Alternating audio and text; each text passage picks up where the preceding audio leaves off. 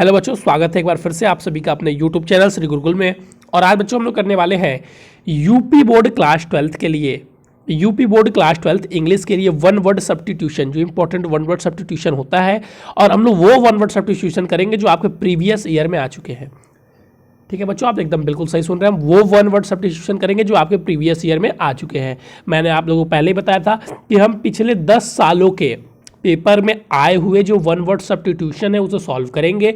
और इसमें मैंने आप लोगों को पहला वीडियो दे चुका था जिसमें हम लोग 15 वन वर्ड सब्स्टिट्यूशन किए थे। ये दूसरा वीडियो है बच्चों वन वर्ड सब्स्टिट्यूशन का। ठीक है, तो चलिए हम लोग क्वेश्चन को बिना टाइम वेस्ट किए स्टार्ट करते हैं। इंपॉर्टेंट है, आपके पेपर में आए हुए हैं, तो चीज़ों को ध्यान से पढ़िएगा। और जिस कॉपी में आप लोग वोकेबलरी की जो कॉपी बनाए हैं जिसमें one word substitution, antonyms, synonyms, homophones, idiom phrase, ये सारी चीज़ें लिखते हैं, उसमें इसको ऐड कर लीजिएगा। ठीक है, ठीक है सर। देखिए, लीगल एंड ऑफ मैरिज, यानी कि जो मैरिज, जो हमारा विवाह होता है उसका लीगल मतलब संवैधानिक तरीके से, एंड यानी कि समाप्त। तो जो हमारा विवाह होता है संवैधानिक तरीके से, लीगल तरीके से, कानूनी तरीके से, उसका जो समाधान होता है, उसका जो अंत होता है, उसे क्या कहते हैं? तो सर उसे डिवोर्स कहते हैं। उसे क्या कहते हैं? उसे डिवोर्स कहते हैं। फिर देखिए नेक्स्ट है दूसरा, that which can not be read, जिसे हम पढ़ नहीं सकते। वन वर्ड सब्स्टिट्यूशन मतलब होता क्या है, पहले एक बार समझ जाइएगा कि ये जो पूरा वाक्य है, जैसे हम कहते हैं ना कि राम को घर जाना है, नहीं, वह जगह जहाँ पर वो जाकर पढ़ता है, लिखता है, चीज़ों को समझता है, देखता है, तो उस जगह का नाम क्या है? तो उस जगह का नाम क्या है? स्कूल है। वह स्थान जहाँ कोई जाता है, बैठता है, पढ़ता है, जिसे अब लंबा वाक्य कहते हैं, उसे एक वर्ड में बोलना हो तो कैसे बोलेंगे? तो ठीक उसी प्रकार लीगल एंड ऑफ मैरिज, जैसे विवाह का कानूनी रूप से समाप्ति, तो उसे क्या कहेंगे? डिवोर्स कहेंगे। That which can not be read, जिसे पढ़ा नहीं जा सकता, जिसे पढ़ा नहीं जा सकता।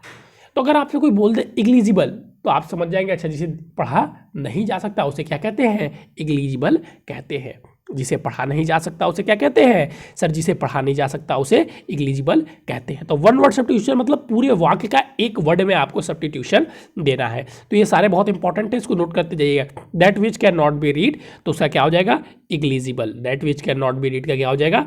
इग्लिजिबल। ठीक है, ठीक है sir. A selfish person who always think of himself.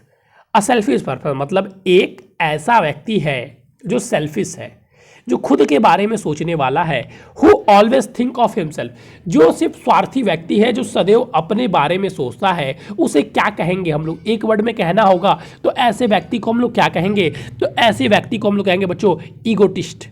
Egotist मतलब ऐसा व्यक्ति जो स्वार्थी है और जो सदैव अपने बारे में सोचता है। ठीक है, ऐसे ही हिंदी में आता है बच्चों, तो एक यहाँ पे याद आ गया, मैं बता देता हूँ। अपना उल्लू सीधा करना मतलब अपना स्वार्थ सिद्ध करना, अपना काम निकालना, अपना स्वार्थ सिद्ध करना। हिंदी में उसको क्या कहते हैं? अपना उल्लू सीधा करना। तो ठीक है, अ सेल्फिश पर्सन हो मतलब ऐसा व्यक्ति जो सदैव अपने बारे में सोचता हो, तो उसे क्या कहते हैं? ईगोटिस्ट। उसे क्या कहते हैं? ईगोटिस्ट। ठीक है सर। नेक्स्ट देखिएगा, one who speak on behalf of others. One who speak on behalf of others, अब ऐसा व्यक्ति जो दूसरे बिहाफ ऑफ अदर्स बारे में बोलता हो, तो उसे क्या कहते हैं? Spokes person. One who speaks, दूसरों के सामने बोलता हो, तो उसे क्या कहते हैं?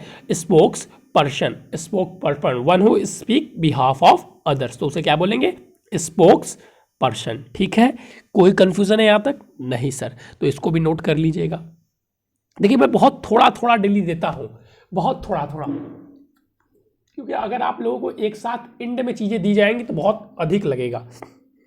लेकिन अभी थोड़ा थोड़ा याद करते रहेंगे।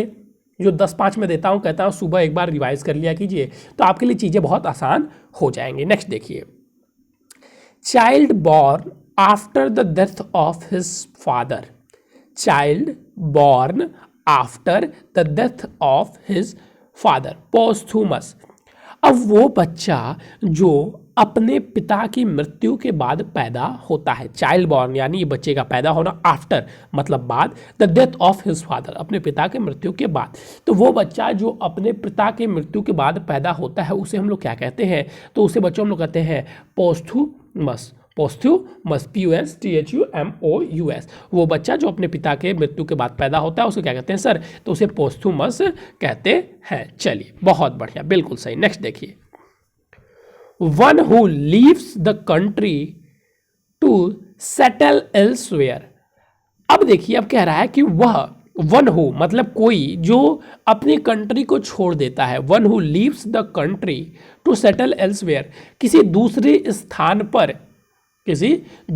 स्थान पर सेटल होने के लिए अपनी कंट्री को छोड़ देता है, तो वैसे लोग को हम लोग क्या कहते हैं? वैसे लोग को हम लोग कहते हैं बच्चों इमिग्रेंट। जैसे कि अक्सर हम लोग देखते हैं कि जो IIT NIT के लोग होते हैं वो विदेश चले जाते हैं, अपनी कंट्री को छोड़ देते हैं।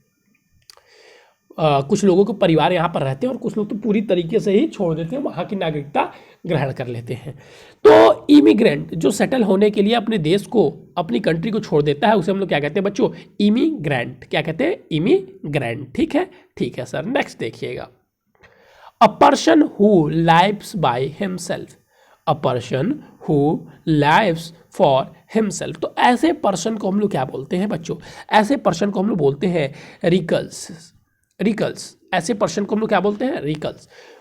अ person who lives by himself, तो ऐसे पर्सन को हम लोग क्या बोलते हैं? रिकल्स। ठीक है, ठीक है सर। नेक्स्ट देखिएगा, हार्ड टू प्लीज। अब हार्ड है, हार्ड टू प्लीज है, तो उसे क्या बोलेंगे? वन वर्ड में फुशी, FUSSY, फुशी। हार्ड टू प्लीज का क्या हो जाएगा? फुशी, FUSSY। हार्ड टू प्लीज का क्या हो जाएगा? फुशी, FUSSY। ठीक है, ठीक है सर।